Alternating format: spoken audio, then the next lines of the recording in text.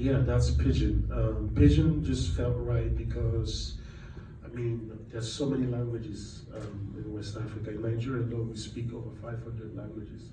So, yeah, crazy. But it just didn't make sense to use one of the local languages because then that would become the story of those people. But the thing about Pidgin is, Pidgin is spoken everywhere. You know, even, and there's the misconception that Pidgin is Pidgin English.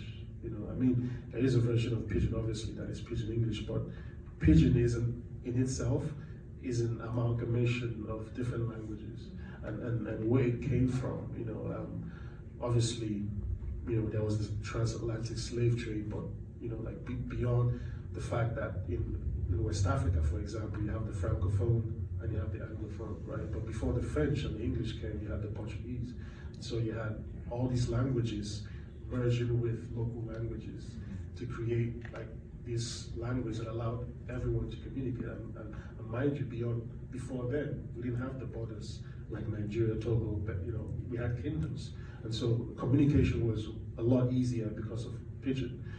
And so I just kind of imagine this village that is stuck in that time, you know, where there was ease in communication and everyone moves on into their languages and into their territories and they just remain stuck in this time speaking Pidgin.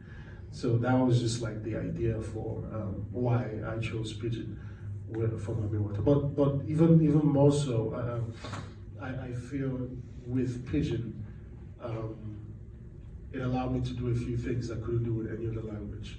So, for example, in Nigeria, we have our own kind of Pidgin, but within Nigeria, there's several kinds of Pidgin. So, like the way someone in Delta would speak Pidgin is not the same someone in the north, in Jos or Benue, or someone in Lagos would speak Pidgin. So there are different regional Pidgin, dialects or languages within the Pidgin. Same in Ghana, there's the way they speak Pidgin is different. There's the way Cameroonians speak, the way Sierra Leoneans or Liberians and so on and so forth. But so what I did with Mami Wata was to sort of reinvent Pidgin in a way. So Nigerians, they will understand the Pidgin, but not completely. So at some point they will still need the subtitles to follow with the Pidgin, because it's like a lot of it is made up. Like I literally made up a lot of things, the language construction and some of the words there. I'm not in the usual lexicon of Pidgin as spoken in different countries.